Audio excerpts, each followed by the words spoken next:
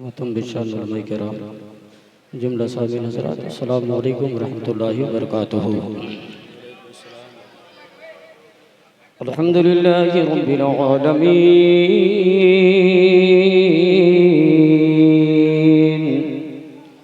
वस्सलातु वस्सलामु अला सय्यिदिना मौलाना मुहम्मदनिल्लज़ी काना सिद्दीक़न फ़ी तस्दीक़ात आदिलन फ़ी अहकाम गनियन फ़ी अमवाल अलियन फ़ी दरजात फ़ातिमन फ़ी तत्हीरात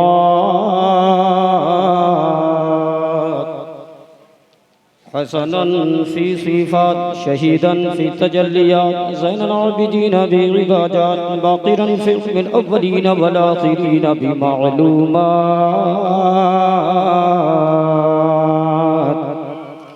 सादिक़न फ़ी अक़वाल कामिलन फ़ी जमीइ अहवाल मुतमक्किनन फ़ी मक़ामिर वजात जवादन कफ़हु इंदन वाता ग़ियाथल मुस्तग़ीथीन ग़ाथल आलमीन मुइद्दत मिल्लति वद्दीन अशरफ़ल अव्वलीन वल आख़िरीन।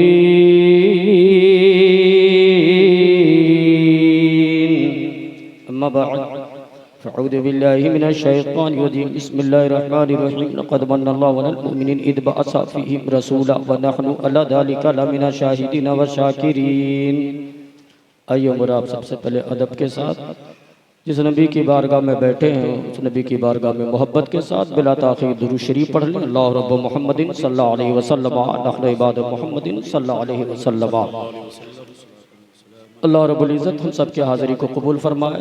मेंबर नूर पर मोहतरम बिशान उलमाए कराम तशरीफ़ फरमाए। हज़रत अल्लामा हबीब साहब क़िबला, हज़रत अल्लामा कलीमुद्दीन साहब क़िबला, हज़रत अल्लामा मुजीब साहब क़िबला, हज़रत अल्लामा मुफ्ती ज़ाहर साहब क़िबला, हज़रत मौलाना सद्दाम साहब क़िबला। और इंशाअल्लाह मेरे बाद आप खूबसूरत शायरी समाअत करेंगे। मैं आपका ज़्यादा वक्त नहीं लूँगा, इसलिए मैं बराए मेहरबानी चाय पिलाने वालों से भी गुजारिश करूँगा कि बाबू 25 मिनट मुझे बर्दाश्त करो जी। आप अफरा तफरी का माहौल बनाएंगे, आप ये सोचेंगे कि मैं आपके मिजाज के मुताबिक गुफ्तगू करूँ, आपके हिसाब से मैं चलूँ, ऐसा नहीं होगा मेरे प्यारे। मेरे हिसाब से आपको चलना होगा। बात क्लियर सी है। आप कल हमें बुलाए ना बुलाए इसकी परवाह मैं नहीं करता। मेरा रिस्क का मालिक मेरा खुदा है, आप नहीं है। आपने अगर जलसा सजाया है तो ईमानदारी के साथ 20 से 25 मिनट आप बैठे। 20 से 25 मिनट सिर्फ मेरी गुफ्तगू होगी इंशाअल्लाह, फिर मैं अपनी जगह लूँगा। उसके बाद आप हजरात दिगर शोरा हज़रत साजी साहब क़िबला हैं, हज़रत अलक़मा शिबली साहब क़िबला हैं, खूबसूरत शायरी का मुज़ाहरा पेश करेंगे। तो बराए मेहरबानी ये बीच में आने जाने वाला मामला भी बंद कीजिए। जिसको भी उठना होगा उलमाए कराम से इजाज़त लेके उठेंगे। जिगर मुरादाबादी ने बहुत पहले कहा था, ये इश्क नहीं आसान बस इतना समझ लीजिए, ये इश्क नहीं आसान बस इतना समझ लीजिए, एक आग का दरिया है और डूब के जाना है, एक आग का दरिया है और डूब कर जाना है। हज़रत साजिद इकबाल साहब क़िबला, बड़ी खूबसूरत शायरी होती है इनके, बस आप ईमानदारी के साथ बैठे रहें। इसलिए मैंने कहा अफरा तफरी के माहौल को ख़त्म करें। आज हमारे जलसों का यह अलमिया हो चुका है कि हम ये समझते हैं कि जितने देर बैठे बस मनोरंजन करें, मस्ती करें और उसके बाद निकल जाएं। जलसे का मकसद हल हो गया, हमने यही समझा है। जबकि याद रखें इस मकसद के तहत आप हजरात ने या कोई भी जलसा हो वो अपनी मेहनत और अपनी कमाई का एक हिस्सा जलसा में मनोरंजन करने के लिए या इंटरटेनमेंट करने के लिए नहीं लगाता है, वो इसलिए लगाता है ताकि यहाँ से जब आपका बेटा उठे तो बरसों का शराबी हो तो शराब से तौबा कर ले, आपका बेटा उठे तो अगर बेनमाजी हो तो नमाज पढ़ना सीख जाए। जलसे करने का मकसद ये होता है कि अगर आपका बेटा जुआ खेलता हो तो जुए से वो तौबा कर ले, अगर आपका बेटा बदकारी करता हो तो बदकारी से गुनाहों से तौबा कर ले। मकसद ये होता है जलसे का।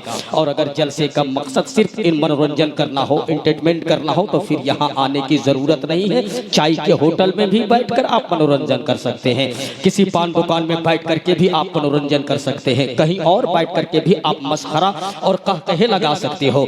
इसलिए नबी की महफिल है, हर बात बर्दाश्त की जाएगी। जान मांगोगे दूंगा, गाली दोगे बर्दाश्त करूंगा। मुस्तफ़ा की महफिल में बैठकर हुल्लड़बाजी अगर जवान करेगा तो ये कतई बर्दाश्त नहीं किया जाएगा। इसलिए ये मुस्तफ़ा की महफिल है, ईमानदारी के साथ बैठे। ये सबसे बड़ी बात है कि अल्लाह रब्बुल इज़्ज़त ने सबसे अच्छे लोगों को सबसे अच्छी महफिल में बैठने के लिए चुना है। ये मुस्तफ़ा की महफिल है, मुस्तफ़ा की महफिल में बैठता वही है जो सबसे अच्छा होता है। कहाँ पर हम बैठे हैं जरा गौर करना, उस नबी की महफिल में बैठे हैं जिस नबी के जब चेहरे मुबारक की बात आई तो कुरान ने वद्दुहा कहा है। उस मुस्तफ़ा की बारगाह में बैठे हैं, जब मुस्तफ़ा के जुल्फ़े मुबारक की बात आई तो कुरान ने वल्लैल से ताबीर किया है। उस नबी की बारगाह में बैठे हैं, जब मुस्तफ़ा के सीने मुबारक की बात आई तो कुरान ने अलम नशरह लका सदरक से खिताब किया है। उस मुस्तफ़ा की बारगाह में हम और आप बैठे हैं, जब मुस्तफ़ा के सफ़र की बात आई तो कुरान ने सुभानल्लज़ी असरा मिनल मस्जिदिल हराम इलल मस्जिदिल अक़सा से खिताब किया है। उस मुस्तफ़ा की बारगाह में बैठे हैं, जिस नबी की हकीकत की बात आई तो कुरान ने क़द जाअकुम मिनल्लाहि नूरुन व किताबुम मुबीन से खिताब किया है। उस नबी की बारगाह में हम बैठे हैं, जिस नबी की ज़बान की बात आई तो कुरान ने वमा यंतिक़ु अनिल हवा से खिताब किया है। जब मुस्तफ़ा की निगाह मुबारक की बात आई तो कुरान ने मा ज़ाग़ल बसर वमा तग़ा से खिताब किया है। और जब इन तमाम आयत मुबारका को तफसीर के हवाले से बरेली के ताजदार ने पढ़ा है और जब कलम उठाया है तो यही लिखा है, या रसूल अल्लाह सरवर कहूँ के मालिक व मौला कहूँ तुझे, बाग़े खलील का गुले ज़ेबा कहूँ तुझे, तेरे तो बस पाए बेतनाही से है बरी, हैरान हूँ मेरे शाह क्या क्या कहूँ तुझे, लेकिन रज़ा ने ख़त्मे सुखन इस पे कर दिया, खालिक का बंदा खल्क़ का आका कहूँ तुझे, खालिक का बंदा खल्क़ का आका कहूँ तुझे। उस मुस्तफ़ा की बारगाह में हम और आप बैठे हैं, इसलिए अदब के साथ बैठे। आप मुस्तफ़ा के गुलाम हैं, आप मुसलमान हैं। रब का ये एहसान है कि खुदा ने आपको इस्लाम घराने में पैदा किया है। हम अपनी हैसियत नहीं समझते हैं, हमारा वक़ार क्या है ये हमें नहीं मालूम है, मगर जरा सोच है मुसलमान, खुदा तुझे दुनिया में जानवर बनाकर पैदा करता, तू क्या कर लेता? खुदा तुझे हैवान बनाकर भेज देता, तू क्या कर लेता? खुदा तुझे पहाड़ बनाकर पैदा करता, तू क्या करता? खुदा तुझे बंदर बनाकर दुनिया में भेजता, तू क्या कर लेता? खुदा तुझे जंगली जानवर पैदा कर सकता था, तू क्या करता? चूंकि वो मालिक कुल है, वो खालिक कुल है, सारी कायनात का मालिक है, वो जो चाहे सब कर सकता है। मगर एहसान है खुदा का, खुदा ने हमें जानवर नहीं पैदा किया, खुदा ने हमें हैवान नहीं बनाया, खुदा ने हमें पहाड़ बनाकर नहीं भेजा, खुदा ने हमें पत्थर बनाकर नहीं भेजा, खुदा ने हमें दरख्त नहीं बनाया है। अगर खुदा ने हमें बनाया है तो 18,000 मखलूकात में सबसे बेहतर, सबसे सुंदर, सबसे आउटस्टैंडिंग, सबसे जबरदस्त, सबसे ब्यूटीफुल, सबसे आला, सबसे अशरफ जिसे इंसान कहते हैं, खुदा कहता है लक़द खलक़ल इंसान फी अहसनि तक़वीम, हमारी सबसे सुंदर कारीगरी है वो इंसान है। सुभान अल्लाह, वाह वाह वाह वाह। तो खुदा ने तुझे इंसान पैदा किया है, और इंसानों में कैसा इंसान? इंसानों में भी मुसलमान बनाया है। तो मुसलमानों का कौल फेल कैसा होना चाहिए, मुसलमान कैसा होना चाहिए, ये तो हमें मालूम होना चाहिए था। काश हमारा दिल मुसलमान बन जाता, काश हमारी आंखें मुसलमान हो जाती, काश हमारा दिमाग मुसलमान हो जाता, काश हमारी ज़बान मुसलमान हो जाती। तू अपनी हैसियत पहचान ना सका कि तू किसका गुलाम है। मुस्तफ़ा का वक़ार क्या है ये तुझे नहीं मालूम है, मुस्तफ़ा क्या है ये तुझे पता नहीं है, मदीने वाले आका क्या है उनका स्टेटस आपको मालूम नहीं है। मगर आप बर्नाशा क्या लिखता है, 1719 ईस्वी में लॉ मार्टिन मुस्तफ़ा के बारे में लिखता है, no one has ever been born like peace be upon him Mohammed. वो 1719 में लिखने वाला आर्टिकल जब लॉ मार्टिन लिखता है तो वो कहता है पूरी कायनात में मुस्तफ़ा के जैसा आज तक कोई पैदा ही नहीं हुआ है, कोई पैदा नहीं हुआ है। ये कौन कह रहा है? ये एक फिलोसोफर कह रहा है। ये कौन कह रहा है? जिसने कभी नबी का कलमा नहीं पढ़ा, वो कहता है कि नबी के जैसा आज तक कोई धरती में पैदा नहीं हुआ है।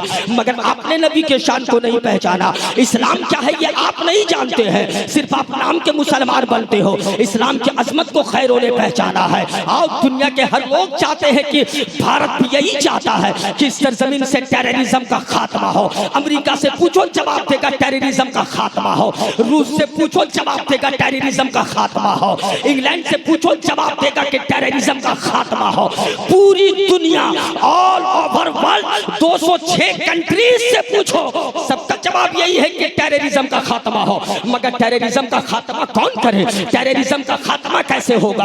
दुनिया में अमन कैसे कायम हो? दुनिया में शांति कैसे कायम हो? दुनिया में पीस कैसे कायम हो? ये आप ना समझ सके, मगर आज से चंद साल पहले हैदराबाद की जमीन पर 7वीं पुश्त का जो बौद्धिस्ट था, जो बौद्धिज्म का मानने वाला था, वो बौद्धिस्ट पढ़ा लिखा कहता है, if you want to the finish the terrorism of the world, please and please follow the rule of the character of Mohammed. वो कहता है अगर दुनिया में अमन कायम करना चाहते हो और टेररिज्म को खत्म करना चाहते हो तो मुस्तफा के कानून पर अमल करो। जिस दिन तुमने नबी के कानून पर अमल करना सीख गया, दुनिया से आतंकवाद का नामो निशान मिट जाएगा। नारे तकबीर, नारे रिसालत, जश्न आमदे रसूल, मजहबे इस्लाम, पैगंबर। बात समझ में आ रही है? बात समझ में आ रही है ना? बात समझ में आ रही? मोहब्बत के साथ कहे या रसूल अल्लाह, और जोर से कहे या रसूल अल्लाह। जरा गौर करना, ये कौन कह रहा है? एक बौद्धिस्ट कह रहा है, मगर आपने इस्लाम की अजमत को नहीं पहचाना। इस्लाम का वकार क्या है ये आप नहीं जानते। क्या आप रोज हर दिन दुनिया के हालात से क्या आप वाकिफ नहीं है? काश आपके सीने में इश्क़ मुस्तफ़ा होता, काश आप नबी के सच्चे गुलाम बन जाते। खुदा की इज्जत की कसम, अगर आप सच्चे मुस्तफ़ा के गुलाम हो जाते, अगर आप नबी के सच्चे आशिक होते, तो कोई पुकारों के सरजमीन से भड़ुआगिरी नहीं करता नबी के शान में, और नबी के शान में कभी गुस्ताखी नहीं करता। अगर आप मुस्तफा के सच्चे गुलाम होते तो कोई हजारीबाग की जमीन पर फेसबुक या बनकर अनपढ़ जाहिल नबी के शान में गुस्ताखी नहीं करता। अगर आप मुस्तफा के सच्चे गुलाम होते तो कोई महाराष्ट्र की जमीन में बैठकर लुच्चागिरी नहीं करता। मुस्तफा की शान क्या है उस लुच्चे को क्या पता है? नबी की अजमत क्या है उस जाहिल को क्या पता है? मुस्तफा क्या है कि वो उस घमंडी को क्या पता है? नबी का स्टेटस क्या है उस अनपढ़ को क्या पता है? मुस्तफा क्या है अगर ये समझना है तो अल्लामा शाइख सादी शिराजी से पूछो। अल्लामा शाइख सादी शिराजी फरमाते हैं, या रसूल अल्लाह बलगल औला में कमालिही कशफत तुजाबे जमालिही हसनत जमीओ खिसालिही सल्लू अलैहि व आलिही। अल्लामा शिराजी फरमाते हैं दुनिया के जितने हसीन चेहरे हैं सब एक तरफ, आमना के लाल का तलवा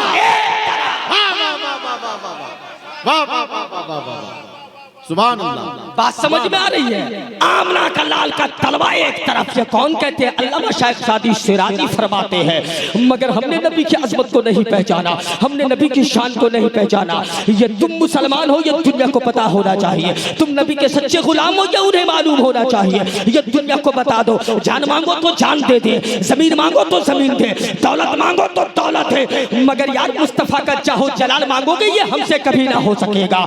इज्जत मांगोगे दे देंगे, जमीन मांगोगे दे देंगे, दौलत मांगोगे दे देंगे, जमीन मांगोगे लुटा देंगे, औलाद की कुर्बानी मांगोगे दे देंगे, हमारी जान मांगोगे दे देंगे, सर काटोगे बर्दाश्त कर लेंगे, मगर नबी के इश्क पर और नामूसे रिसालत के नाम पर न समझौता कल हुआ था, न आज होगा, न सुबह क़यामत तक होगा। अल्लाह अकबर। वाह वाह वाह वाह।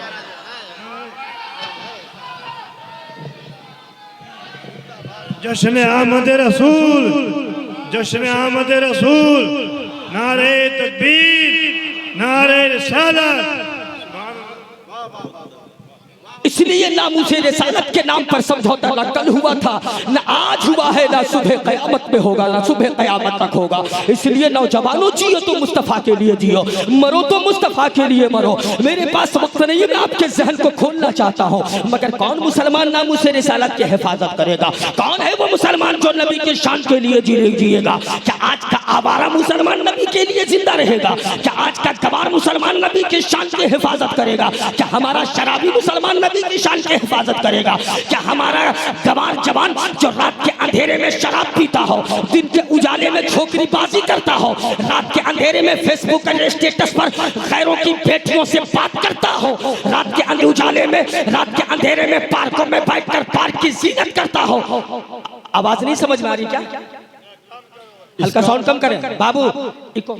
इसका माइक का इसका इको कम कीजिए, इसको इको कम करो, हल्का बेस देकर, और साउंड खोलो, साउंड कम करना। मोहब्बत के साथ कहे या रसूल अल्लाह, और जोर से कहे या रसूल अल्लाह। पूरा मजमा यहाँ तक बोले या रसूल अल्लाह। जरा गौर करना मेरे प्यारे, कौन मुसलमान हिफाजत करेगा? आज हमारा मुसलमान जुआ खेलता है, वो सोचता है कि किसी तरह से हमें सुकून मिल जाए। आज का मुसलमान शराब पीता है, भांग और चरस और अफीम और गांजे का नशा करता है, बेहुदा कहता है कि हम मुसलमान हैं। क्या मुसलमान का किरदार यही था? इस्लाम वालों का किरदार यही था? हाथ में कड़ा पहनकर, गले में जाहिलों की तरह सिकरी पहनकर, बर्थडे केक बच्चों का बर्थडे घर में केक काटकर ईसाइयों की तहजीब पे चलने वाला जवान कहता है कि हम इस्लाम के मानने वाले हैं। कहते हो कि मौलाना क्या करें, नया दौर है, मॉडर्न दौर है, ये तो हमें करना होगा। मैं पूछना चाहता हूँ किस मॉडर्न दौर की बात कर रहे हो? फिजिक्स पढ़ लिए तो तुम मॉडर्न हो गए हो, केमिस्ट्री पढ़ लिए तो तुम मॉडर्न हो गए हो, बायोलॉजी पढ़ लिए तो तुम मॉडर्न हो गए हो। कुरान पढ़ करके देखो, कुरान की आयतों के बारे में कहा गया है कि कुरान में कमोबेश 6000 आयतें मुबारका है। आला हजरत फरमाते हैं उन 6000 आयतों में से हर एक आयत के नीचे 60,000 उलूम व फुनून है। अगर 60,000 को 6000 से मल्टीप्लाई कर दो तो कुरान में 36 करोड़ से ज्यादा उलूम व फुनून मौजूद है। फिजिक्स के बात करने वालों, तेरे यूनिवर्सिटी में भी आज तक इतने उलूम व फुनून नहीं पढ़ाए जाते। नारे तकबीर, नारे रिसालत, असमते कुरान, फैजाने कुरान। वाह वाह वाह वाह। बात समझ में आ रही है ना? इसलिए हमें समझना चाहिए, नौजवान शराब के नशे में धुत होकर कहाँ निकलता है कि 2 बोतल एक अच्छे ब्रांड की शराब P low, whisky P low तो हमें सुकून मिल जाएगा, जुआ खेल लो सुकून मिल जाएगा, सट्टेबाजी करो सुकून मिल जाएगा। बेवकूफ, जिस सुकून के तलाश में तू है ना, इस सुकून के बारे में इससे बेहतर अगर समझना है तो किसी और से नहीं, चार्ली चैपलिन से पूछ लो। ये कौन है चार्ली? जो 1889 में लंदन में पैदा होता है और लंदन में पैदा होने के बाद ब्रिटिश वालों ने इसे साइलेंट मूवी का बेताज बादशाह कहा है चार्ली को। वो चार्ली जो कॉमेडियन का सुपरस्टार था, वो चार्ली क्या करता है, जिसके पास करोड़ों की बिल्डिंग है, अरबों की जायदाद है, मगर उसने सुकून तलाश करने के लिए लाखों रुपया का शराब पी गया, मगर वो कहता है मुझे सुकून ना मिला। मेरे पास करोड़ों की बिल्डिंग है, मगर चार्ली कहता है फिर भी मुझे सुकून ना मिला। वो चार्ली कहता है I want to the walk during of the rain I have peace। वो कहता है कि जब बारिश हो तो बारिश में मैं टहलना चाहता हूँ और उस बारिश के कतरे को देख देख करके मैं जी भर के आंसू बहाना चाहता हूँ, जी भर के रोना चाहता हूँ। चार्ली तू रोना क्यों चाहता है? वो चार्ली चैपलिन कहता है मैं रोना इसलिए चाहता हूँ ताकि मेरे दिल को शांति मिले, ताकि मुझे सुकून मिले। शराब पीने वाला जवान सुन, इंजेक्शन लगाने वाला जवान सुन, छोकरीबाजी करने वाला जवान सुन, दूसरी की बेटियों के सरों से दुपट्टे उतारने वाला बेहुदा जवान सुन, खुद को जवान समझते हो। आज जरा गौर कर चार्ली चैपलिन क्या कहता है। कहता है मैं किसी डॉक्टर के पास गया और डॉक्टर से कहा डॉक्टर मेरे दिल की दर्द का इलाज कर दो, मुझे दवा दे दो, मुझे सुकून चाहिए। डॉक्टर ने कहा सुन, अगर सुकून चाहिए तो चार्ली का कॉमेडी शो क्यों नहीं देखते हो? वो उठकर खड़ा हुआ, कहा डॉक्टर मैं ही तो चार्ली चैपलिन हूँ। डॉक्टर हैरत से खड़ा हो गया, इतना बड़ा अदाकार, इतना बड़ा सुपरस्टार, इतना बड़ा कॉमेडियन, इतना बड़ा फिल्म डायरेक्टर मेरे पास आया है। जरा ये बता, शराब वो पिया सुकून ना मिला, दौलत उसके पास है सुकून ना मिला, बिल्डिंगें उसके पास थी सुकून ना मिला, करोड़ों रुपये जुए में बहा दिया सुकून ना मिला। सुकून चाहते हो तो सुकून कहाँ मिलेगा? आओ इस्लाम से पूछते हैं। ए आज के जवानों, अगर सुकून चाहिए तो सुकून तुझे शराब की बोतलों में नहीं, सुकून तुझे खुदा के सजदे में मिला करेगा। सुकून कुरान की तिलावत में है, सुकून मुस्तफा की मोहब्बत में है, सुकून नबी की बारगाह में दुरूद पढ़ने में है, सुकून 5 वक्त नमाज पढ़ने में है। जिंदाबाद, अल्लाह अकबर, या रसूल अल्लाह।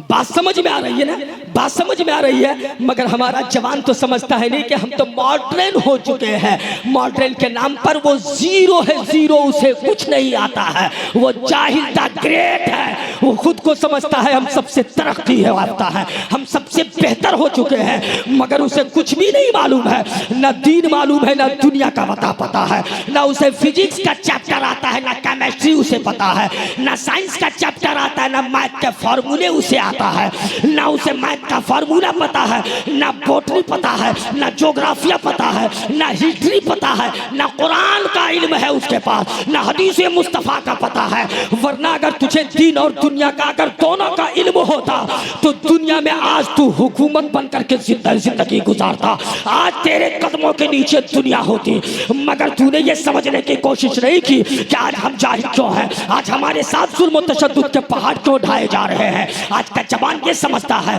कि हम 14 फरवरी के नाम पर हैप्पी वैलेंटाइन डे दूसरे की बेटी और दूसरे के बहन के हाथ में गुलाब देकर मना ले। जवान कहता है कि मैं मुसलमान हूँ। जाहिल द ग्रेट, क्या इसका नाम इस्लाम है? गैरों की बेटी को बाइक में बिठाकर पूरे रामगढ़ में घुमाओ, तुम इसका नाम इस्लाम देते हो? क्या इस्लाम ने यही पैगाम दिया है? क्या तुम भूल गए मुस्तफा की बारगाह में जब गैर की भी बेटियां आया करती थी तो नबी अपने मुजम्मिल वाली चादर को उसके सर पर रखा करते थे।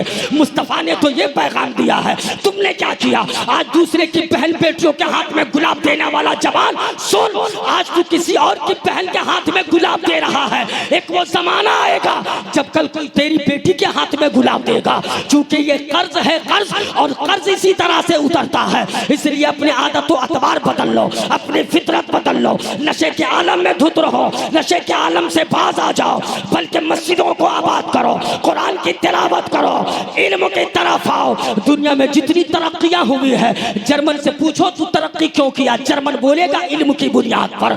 अमेरिका से पूछो ये टेक्नोलॉजी तेरी हाई फाई तेरी क्यों है, जवाब देगा इल्म के बुनियाद पर। चाइना से पूछो तू इतना डेवलपमेंट कैसे हुआ, जवाब देगा इल्म की बुनियाद पर। रूस से पूछो जो एक जमाने में सुपर पावर था, रूस कहेगा इल्म के बुनियाद पर। दुनिया आज कह रही है तरक्की चाहते हो तो इल्म हासिल करो। आज से 1500 साल पहले मदीने वाले मुस्तफा ने यही कहा था, अल इल्मु नूरुन, अल इल्मु ज़ुवुन, education is the power, education is the light. दुनिया में हुकूमत चाहते हो तो पढ़ो। सुभान अल्लाह, अल्लाहु अकबर, या रसूल अल्लाह। बात समझ में आ रही है? बात सब खुद को पढ़ा लिखा कहते हो, हमारे बच्चे को ये भी नहीं मालूम कि संविधान कब बना, इस्लाम क्या है, संविधान क्या है। सुन बेवकूफ, the constitution of India adopted by parliament 26 नवंबर 1949, 26 नवंबर 1949 को भारत का संविधान ये प्रस्तावित हुआ, लिखा गया। 26 जनवरी 1950 को लीगली तौर पर लागू हुआ।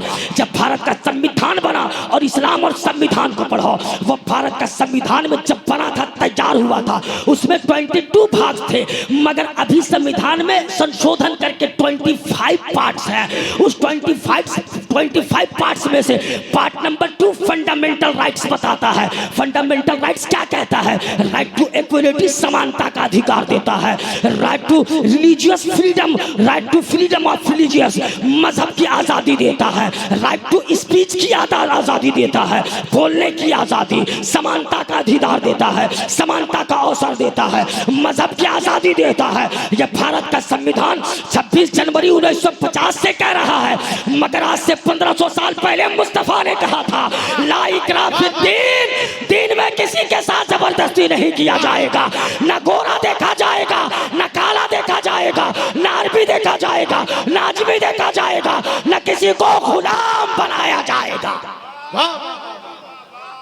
तुम खुद को कहते हो कि हम तरक्की याफ्ता है। काश मुस्तफ़ा के इस फार्मूले को हम आजमा लेते। नबी ने कहा था education is the power, education is the light, इल्म ही नूर है, इल्म ही रोशनी है। मगर हम इससे दूर हो चुके हैं, हमारा जवान इससे दूर हो चुका है। बेटा रात के 10 बजे घर आता है, बोलने वाला कोई नहीं है। बेटा रात के 12 बजे घर आता है, बोलने वाला कोई नहीं है। बेटा रात भर सड़क में कहाँ था, ये पूछने वाला कोई नहीं है। बेटा आवारागर्दी कहाँ कर रहा है, ये बोलने वाला कोई नहीं है, कौन बाप पूछेगा? आखिर सवाल कौन करेगा?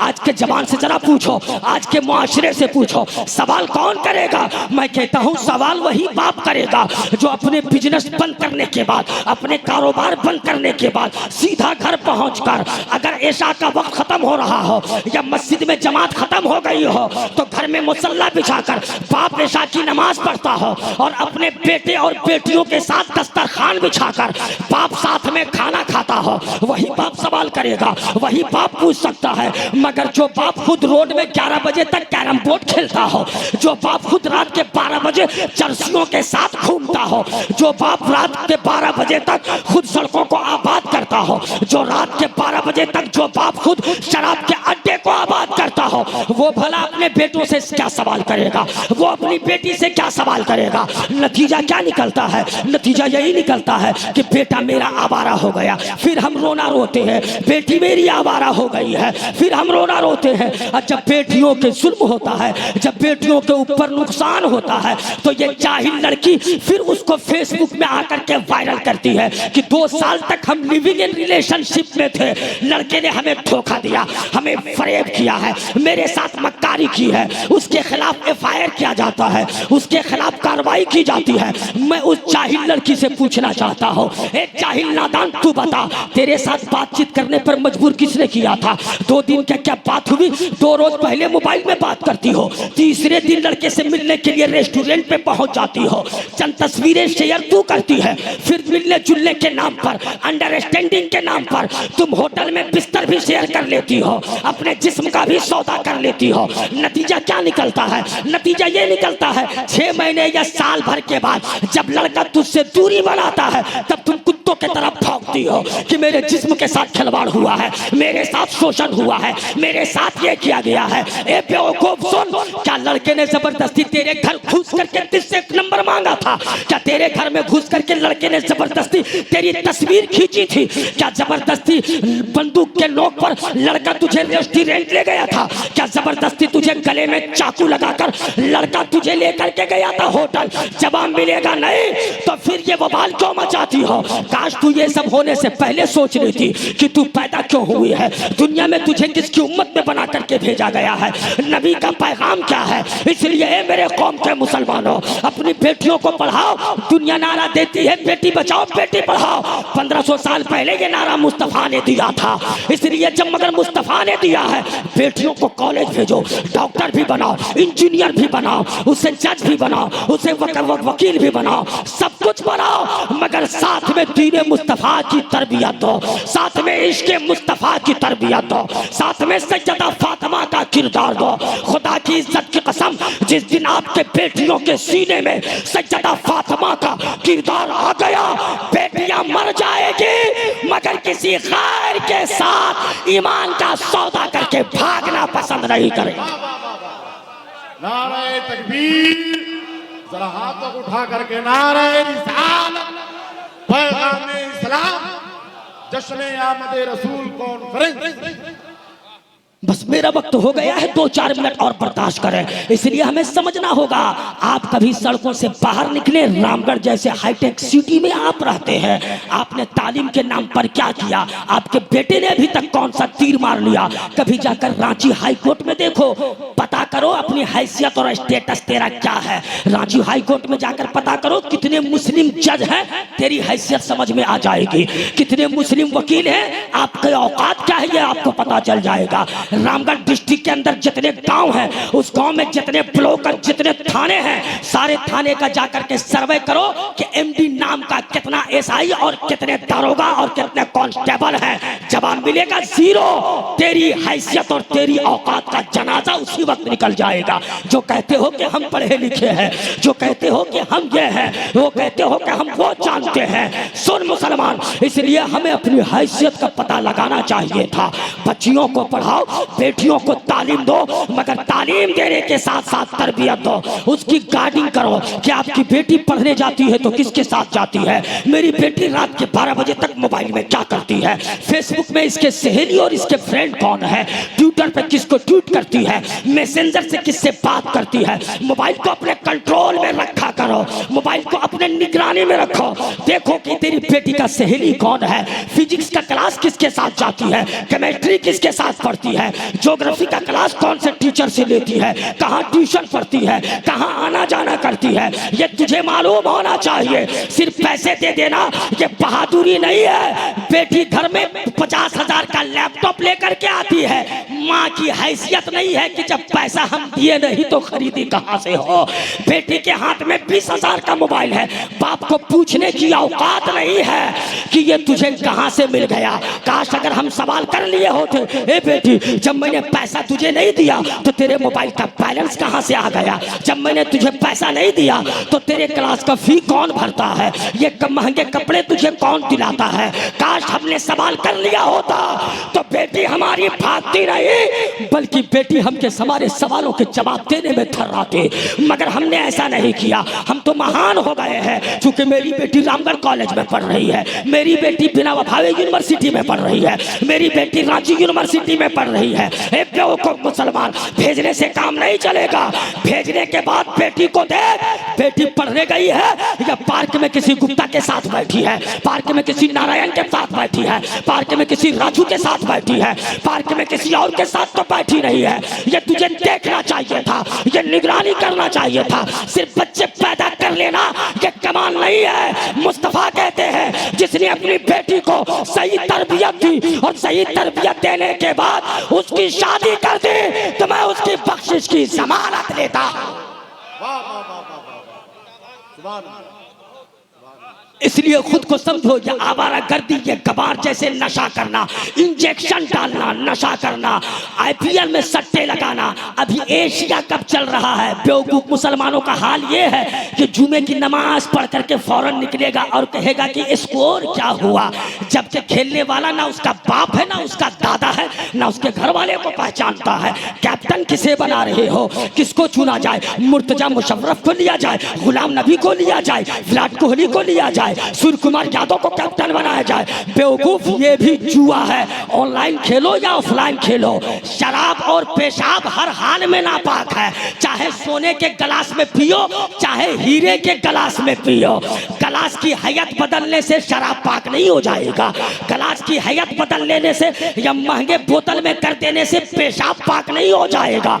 ऑनलाइन खेलने से ये गेम जायज नहीं हो जाएगा। मुस्तफा कहते हैं कि जो एक बार जुए को हाथ लगाता है तो उसने अपने हाथ को ऐसा किया गोया कि उसका हाथ खिंजीर के खून में सना हुआ हो। सुन बेवकूफ, तू क्या करता है, शराब पीने का आदी हो चुका है। हजरत अब्दुल्ला इब्ने मसूद फरमाते हैं कि जो शराबी जिंदगी में कभी एक बार अगर एक घोंट भी पी लिया हो और मरने से पहले अगर तौबा ना किया हो, यानी बगैर तौबा के वो मर गया हो, अब्दुल्ला इब्ने मसूद फरमाते हैं कि कब्र में जब उसके चेहरे को तुम किबला की तरफ रख के दफन कर दोगे, वो कहते हैं खुदा की इज्जत की कसम उसका चेहरा किबला से फेर दिया जाता है, किबला से फेर दिया जाता है। अब्दुल्ला इब्ने मसूद से किसी ने पूछा ये तुम दावे के साथ कैसे कह सकते हो। अब्दुल्ला इब्ने मसूद कहते हैं खुदा की इज्जत की कसम किसी शराबी का कब्र खोद करके देखो, अगर वो तौबा करने से पहले मर गया होगा तो उसका चेहरा किबला की तरफ नहीं होगा।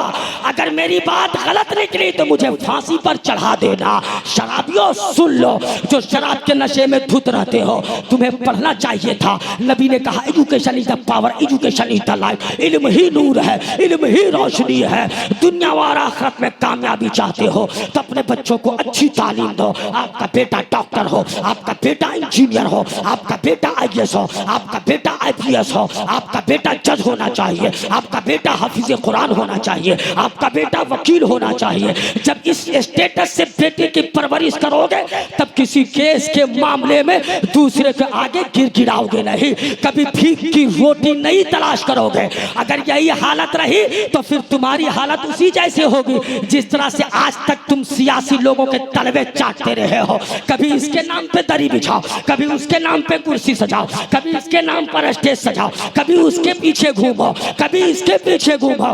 तुमने अपना स्टेटस क्यों नहीं बनाया? मालूम है तुम्हारा पावर क्या है, मालूम है तुम्हारा वकार क्या है? तुम अपना वकार नहीं जानते हो। कभी न्यूज चैनल खोल के देख, दिन भर तुम्हारी बात करते हैं। किसी एमएलए से पूछ, वो इलेक्शन में तुम्हें मुद्दा बनाते हैं। क्योंकि दुनिया को मालूम है हॉट टॉक और हॉट स्पीच का नाम मुसलमान है। जब तक इसका सहारा ना लो तो यूट्यूबर वालों का व्यूअर ना बढ़े, सब्सक्राइबर नहीं बढ़ता है, किसी टीवी चैनल वालों का टीआरपी नहीं बढ़ता है, जब तक वो तेरा नाम ना ले, जब तक वो तेरी बात ना करे। मगर तुमने तो खुद को तलवे चाटने वाला सोच लिया है। तुम तो समझते हो कि हम दूसरों के लिए दरी बिछाएंगे, दूसरों के लिए हम तलवाबोशी करेंगे। ये इसलिए हो रहा है क्योंकि ना तुम पढ़े, ना अपने बेटा को पढ़ाया, ना अपने घर वालों को इस लायक बनाया। कभी रामगढ़ की गलियों में रात के 3 बजे भोर उठ करके देख, नजारा देखना सड़कों पर। उसका बेटा 3 बजे भोर उठता है, 3 बजे भोर उठकर इसी रोड और सड़क पर 1 घंटा वो दौड़ता है, 1 घंटा वो वर्जिश करता है।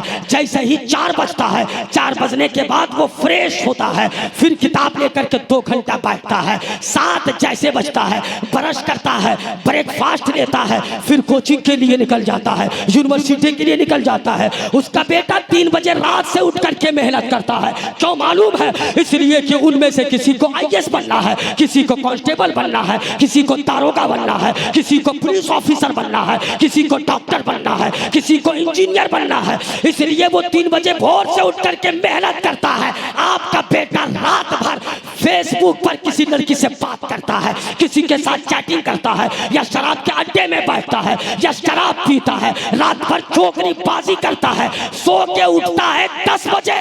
फिर क्या होगा? बेटा आपका पेरिस में काम करेगा, बेटा आपका पुट्टी करेगा, बेटा आपका मिस्त्री बनेगा, बेटा आपका 12 चकवा का ड्राइवर बनेगा, या कोयले में जाके कोयला लोड करेगा, या साइकिल में कुत्तों की तरह कोयला लोड करके दिन भर रामगढ़ से रांची करता रहेगा। इसलिए ऐसा हो रहा है कि तुमने बचपने में बेटे को इस्लाह नहीं किया, बेटे को तरबियत नहीं दिया, बाप का हक अदा नहीं किया। काश अगर अच्छी तरबियत दे दिया होता तो बेटा आपका हाफिज़े कुरान भी होता, बेटा आपका डॉक्टर भी होता।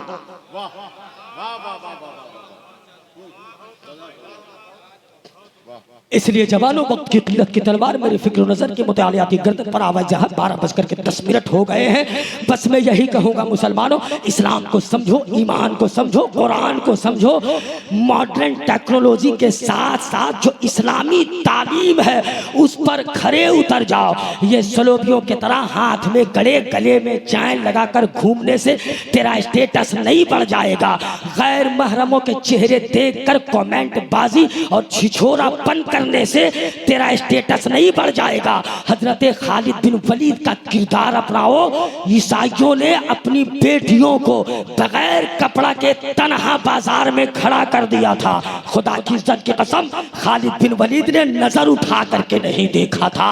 ये इस्लाम है।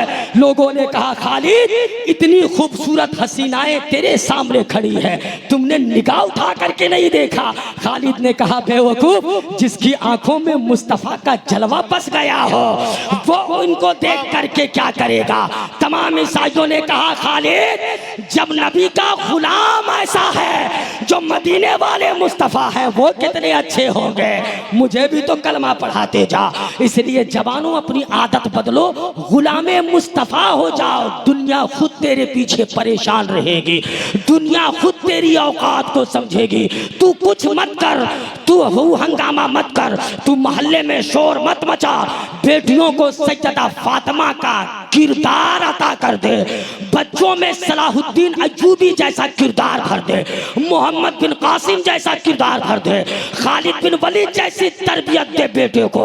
अपनी बच्चियों में वो किरदार भर जब करबला के मैदान में हजरत इमाम हुसैन के 6 साल की बेटी सकीना का दुपट्टा छीना गया था तो सकीना ने अपने हाथों से चेहरा छुपा लिया था ताकि किसी यजीदी कुत्ते की नजर सकीना के चेहरे पर ना पड़े। पर्दे का ये आलम था, इज्जत और आफियत का ये आलम था। मगर आज हमारी बेटियां बेपर्दा, कभी मोबाइल पर, कभी फेसबुक पर, कभी रील्स बनाना, कभी नाच करके बनाना, कभी यूट्यूब पे डालना, कभी फेसबुक पर डालना। और बाप बेवकूफ फख्र से कहता है मौलाना मेरी बेटी तो यूट्यूब में कमाल कर रही है, तेरी बेटी थिएटर की नचनिया बन गई है, तू कह रहा है कि कमाल कर रही है। तेरी बेटी जिस्म दिखा रही है, तू कहता है कि कमाल कर रही है। बेटी यूट्यूब चलाने जाने या ना जाने ये कमाल नहीं है, सड़कों में आकर तब बोलना कि मेरी बेटी ने कमाल कर दिया। ए मौलाना सुन, मेरी बेटी यूट्यूब चलाने जानती है या नहीं जानती इससे मुझे कोई गम नहीं, मगर खुशी ये है मेरी बेटी कुरान का तिलावत करने जानती है, मेरी बेटी हदीसे मुस्तफा पढ़ती है। इसलिए ये किरदार अपने बच्चों में पैदा करो और अपने सीने में जगाओ, तब तेरी आफियत है, तब तेरी जिंदगी में बहारें हैं। वरना न संभलोगे तो मिट जाओगे हिंदी मुसलमानों, तेरी दास्तां तक ना होगी दास्तानों में। अस्तगफिरुल्लाह रब्बी मिन कुल्ली ज़ंबि व अतूबु इलैह। इस्लाम जिंदाबाद, इस्लाम जिंदाबाद। अस्सलाम वालेकुम।